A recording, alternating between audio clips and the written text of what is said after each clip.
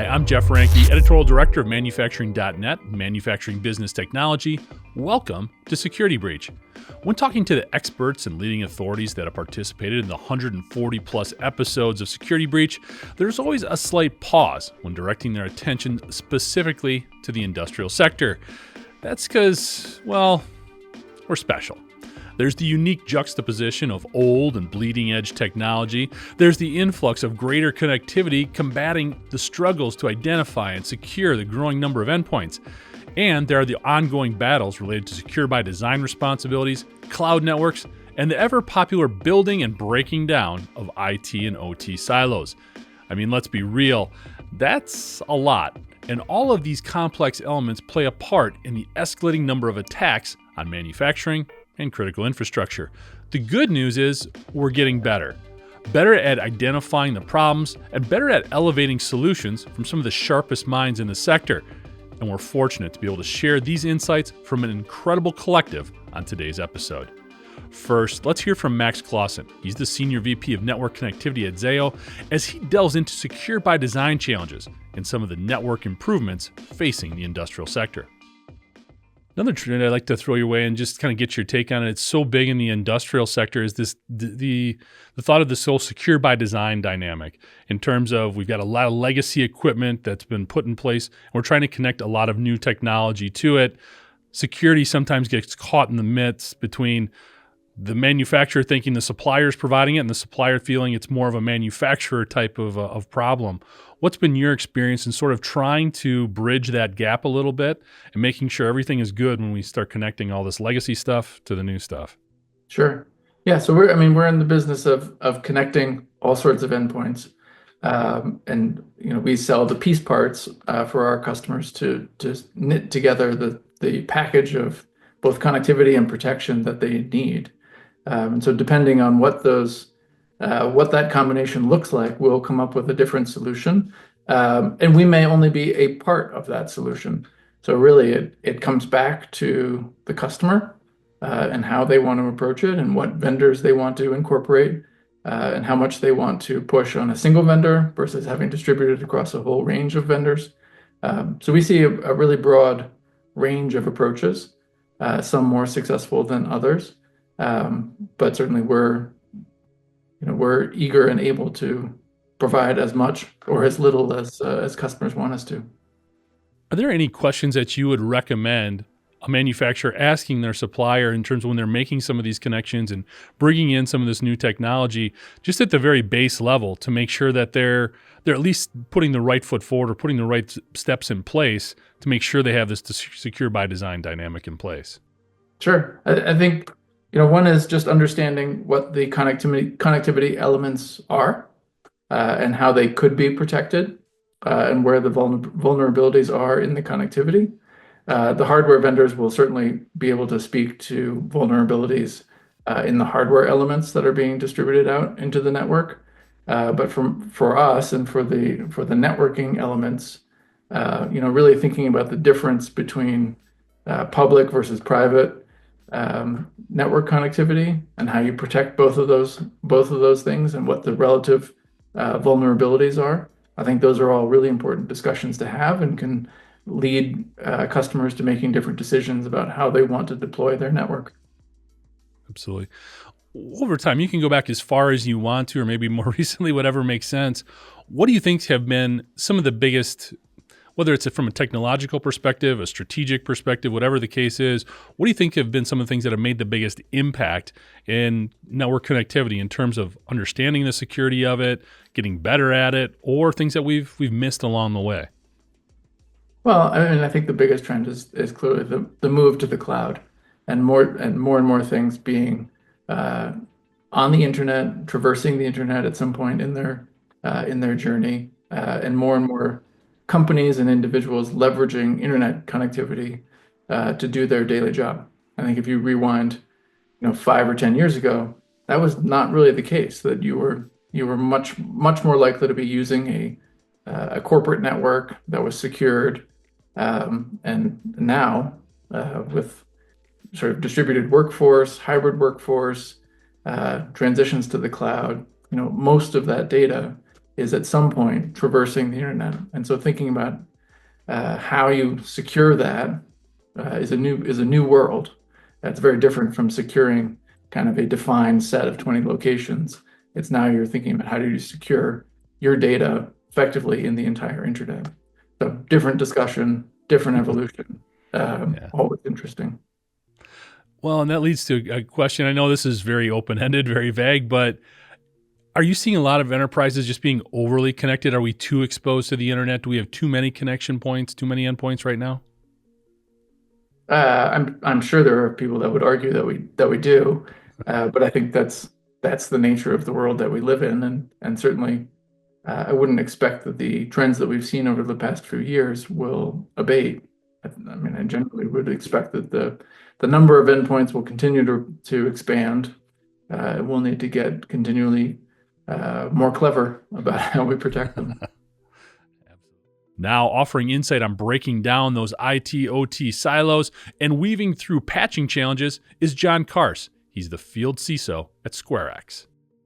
Now, I think you nailed it there. I mean, downtime is just so difficult in manufacturing and even other critical infrastructure. And when it comes to those patching, that's what you're talking about, taking systems offline to install those patches. What are some of the things that you've seen enterprises do to effectively handle some of that patch management? Well, and with respect to patch management, I think, making sure that you have ways of, two things. One, I think being able to defend in place, right? Regardless of the fact that you have a system that's not patchable. Hopefully, if it's connected on the network or you have communication protocols that you're watching, that you can patch, on the wire, right? So for example, if you had like a log4j vulnerability in a system, can you patch it on the wire so that if someone tried to effectuate an attack on that system, you could block it on the wire instead of, on the system? It's probably a good mitigation. I think another good thing to have in place is have redundant systems that are available, so that if you're updating one, you can update them like blue-green style. That's what we would do in a data center, right?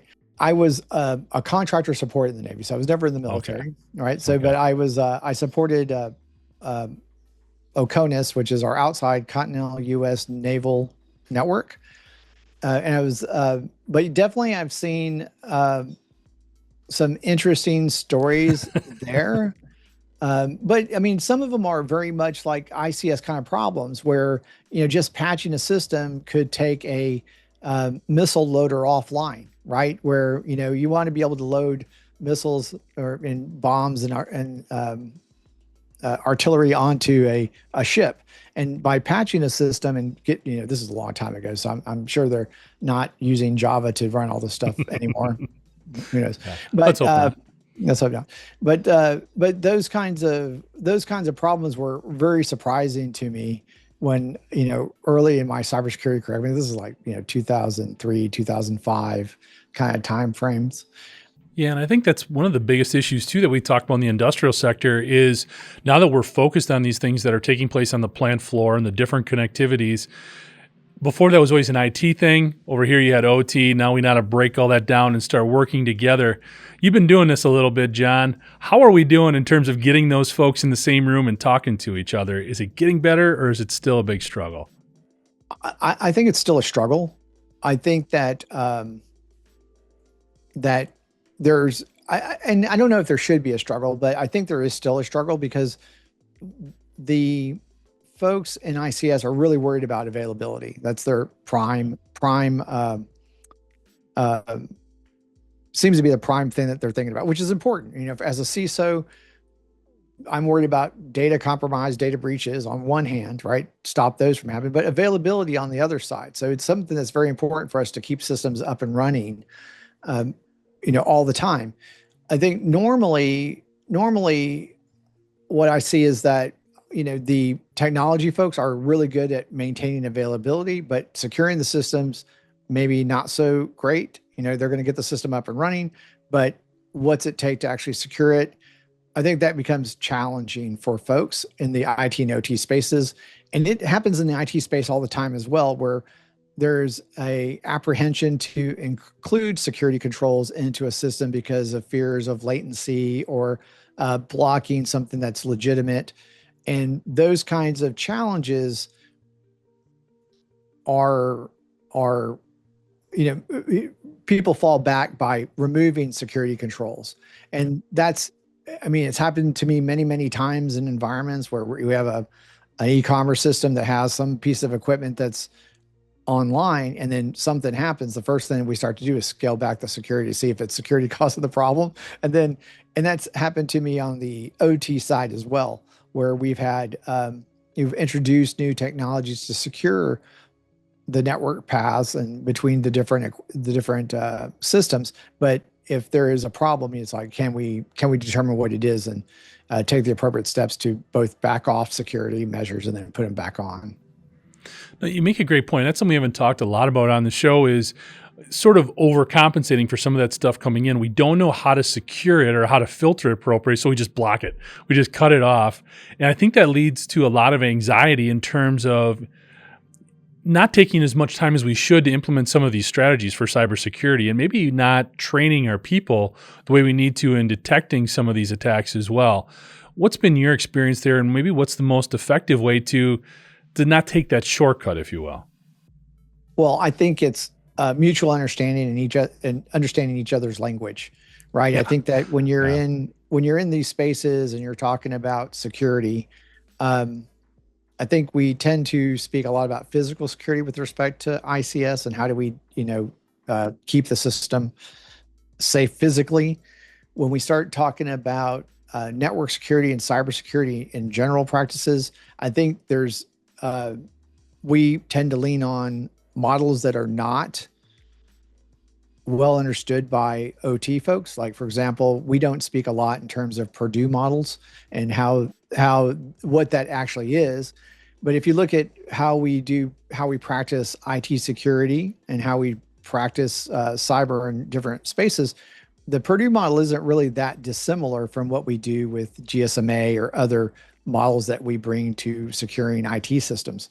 I think that what happens is, because we're on the IT side, when we have a bad day, it's, a system went down and you didn't have any transactions processing for a few hours that, for sales, it's a sales problem, right? When we talk about OT security and OT failures, we could be dealing with loss of life or folks not having, access to 911 or other kinds of systems that are necessary for us to preserve life, right? So it's a different kind of the impact to having a down system is different. And I'm not sure that IT folks really, they don't really get it, right? And because they're not dealing with life and limb in general day-to-day, worrying about an email server being up or down. When you have a OT system go down, you could be contaminating water supplies or, changing the, temperatures in a hospital. There's lots of different kinds of impacts that could be happening that we don't think of as, on the IT side, is those are bad days. Those would be really bad days for an IT guy. That'd be just terrible bad days. But for OT guys, it's a little bit more real. And I think that's where the disconnect is trying to make sure that the IT folks who have lots of experience in designing resilient systems, lots of experience, cybersecurity and IT have lots of experience in defending systems, but making sure that we know how to test those systems in OT and make sure that we're not negatively impacting a system or even erring on the side of detection capabilities versus preventative capabilities. Like, don't block the protocol from running if it has a different command set in it. Those are this is not just a help desk call and you're saying, hey, I can't connect to this website anymore. It could lead to a big impact on the manufacturing floor and your other critical infrastructure systems. No, I couldn't agree more. And it is trying to figure out a language between those two groups. You're absolutely right. Next, it's Sophos' Chester Wisniewski as he tackles some of the complexities impacting endpoints, visibility, and remote monitoring.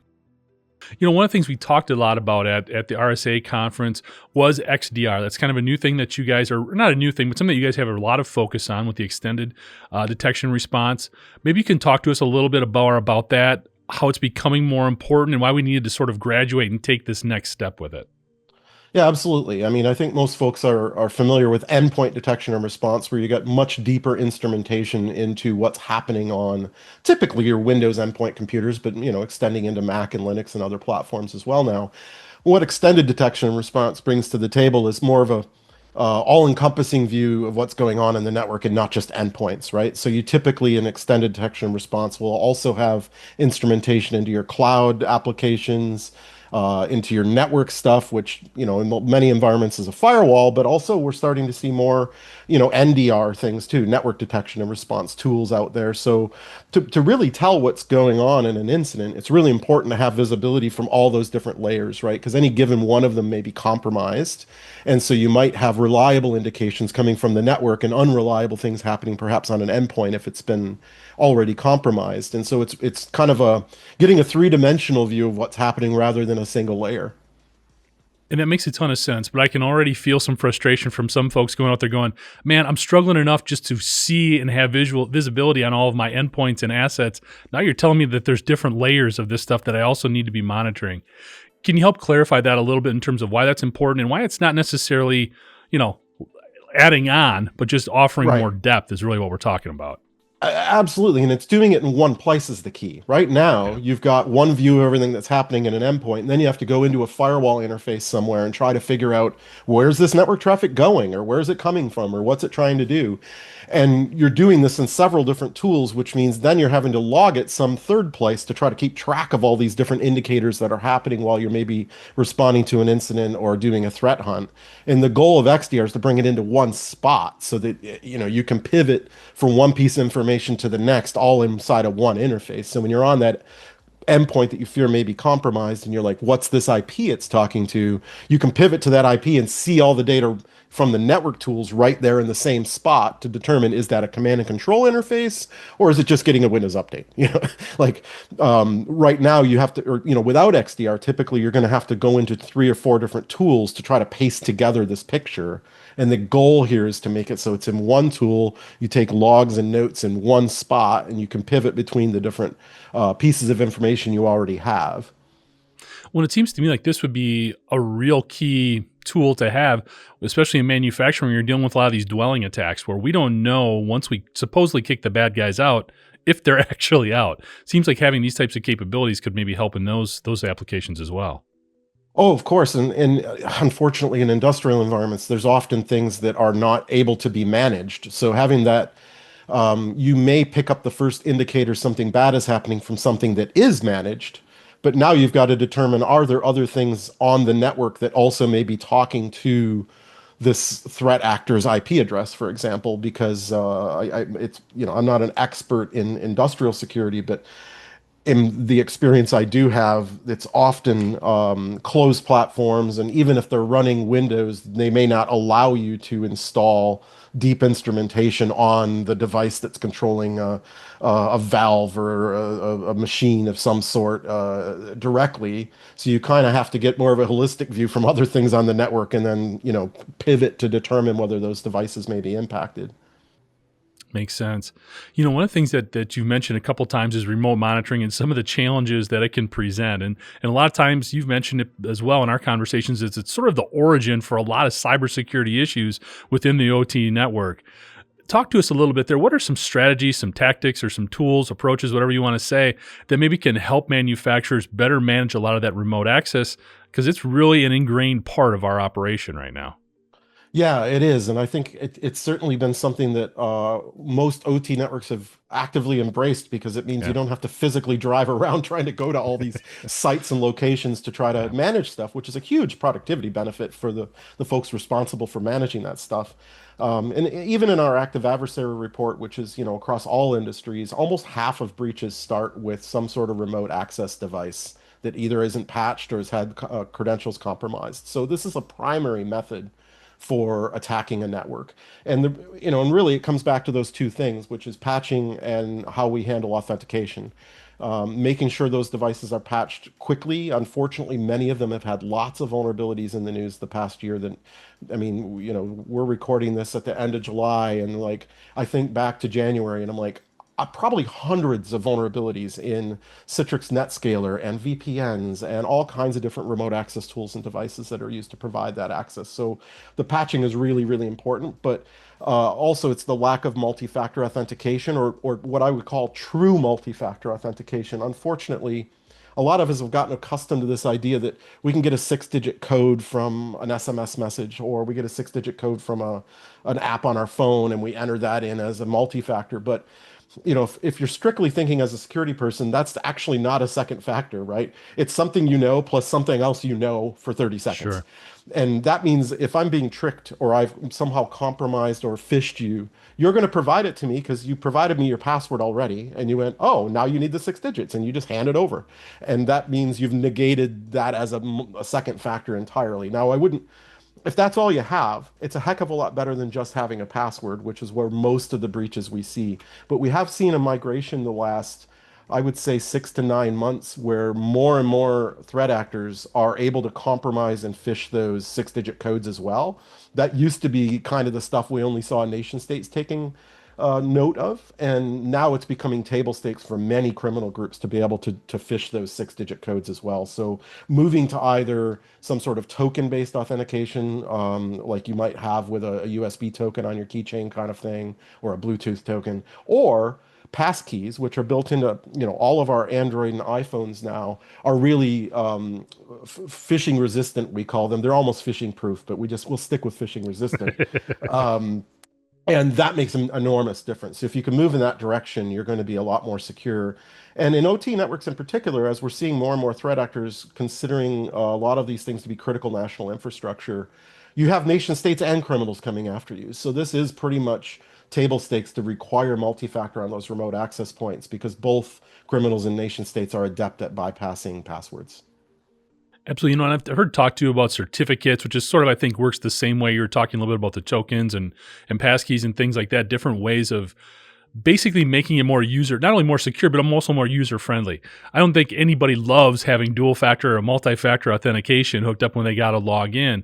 So that usability element of these approaches to credential security is also becoming more and more important. And I think it's as much cultural as it is technical when you talk about the solutions that are out there. Are these the things that you're seeing that have been most effective in helping companies guard those logins? Or are there other things maybe that we should be looking at as well? I think it really is about the usability, and I think passkeys is going to be the winner here. I mean, I don't personally mind having a USB token plugged in. And in fact, I have one right now plugged into my computer that I have to tap when I authenticate, because I always have my keys with me. But I hear a lot, when we see companies roll this stuff out, even that, a lot of folks are like, oh, I don't always have my keys with me, or my toddler's currently playing with them. Or, there's a million things, right? And so all of us always have this with us, it seems like these days. We've always got the phone. And so if we can use that as the biometric in our phone as our way of authenticating and not having to enter any digits, and not having to carry around our keys if we forgot them or we left them or our spouse borrowed them to take the car or whatever, maybe it seems to be the most frictionless, right? Because to be fair, when I use passkeys now to authenticate, and I use them quite often, I don't even have to enter a password. It's even better than it used to be, right? Like the usability is brilliant, and that my passkey is me unlocking the device and having its possession, something I have and something I am, if you will. That's my two factors.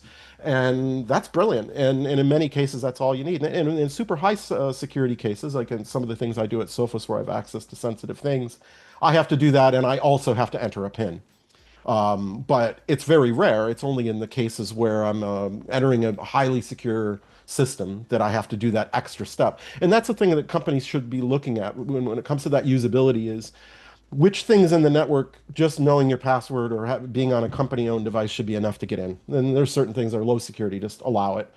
Only need the multi-factor when it's something more critical, perhaps. And a passkey where I just unlock my phone with my face might be good enough to get to 95% of the systems.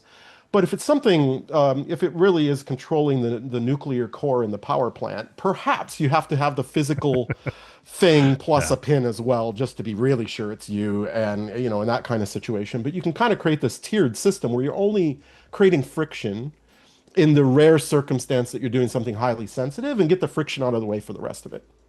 No, it makes sense. And it's all about just making it as hard as possible for the hacker as well, to go through some of these different steps. And if you've got these different things in place, again, that your employees aren't stressed about, or it doesn't cause them a lot of issues or a lot of time, you're on the right track. Makes sense. Finally, let's hear from ExtraHop's Chad Lemaire as he dives into connectivity challenges and some of the non-standard elements of industrial control system architecture. We'll start the conversation where we start a lot of stuff when we talk about industrial and OT cybersecurity, and that's just visibility. I mean, I know it's a big part in what we've talked about before and what ExtraHop does. Why do you think, before we can get into detection and response and all the other cool stuff, why do you think visibility just continues to be such a challenge for manufacturers and industrial sector? Yeah, when it comes to OT, there's a diverse and aging infrastructure associated with a lot of their environments, with unique communication protocols. Standard networks, it's, we're all familiar with the standard networks, but when it comes to some of the industrial networks, you have to deal with unique communication protocols. The other thing that we're seeing is an expanding attack surface within it. So environments are growing, but we have an incomplete asset inventory. And so all of those things together make it difficult to detect lateral movement throughout. And then recently, SANS released a report saying that there's just a scarcity of OT security expertise out there. So you combine it with a unique set of circumstances and individuals who aren't capable of handling and doing security, and that's where we end up and having that lack of visibility. Yeah, it's interesting that the threat landscape is expanding, and part of that is our own doing. We're getting more connections. Right. We're having more things hooked up. Do you think we've gone too far with that? Is there too much stuff, especially being connected to the internet for remote access and third-party access? Have we gone too far there in trying to embrace a lot of these IoT-type technologies? I don't know that I would call it going too far, but maybe it's going too far without a deliberate approach. And I think that's part of what we may need to bring into this is a deliberate approach for the IoT. I mean, the reality is that's where we're headed. It's all IoT. My refrigerator is IoT, right? Everything's going in that direction. It's a little scary for me, but we need, as long as we put in the proper security protocols, then we should be able to keep ourselves safe. You talked about sort of the non-standard nature of these networks as well. It's very different than, say, an IT type setup, and we're always adding into it. There's also the legacy component. There's a lot of older stuff that we bring into the mix.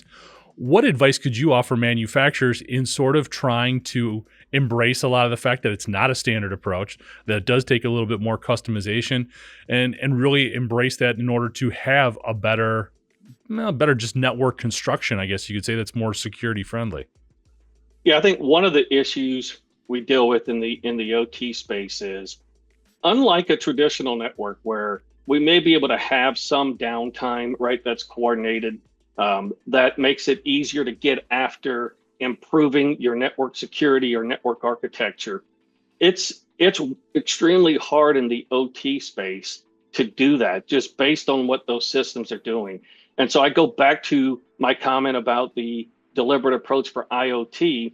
There needs to be a deliberate approach to OT writ large when it comes to improving security and the architecture. I know it's going to be a little bit harder for the executives to make that decision, but the decision has to be made, or you subject yourself to having non-standard security, which adversaries, threat actors can take advantage of.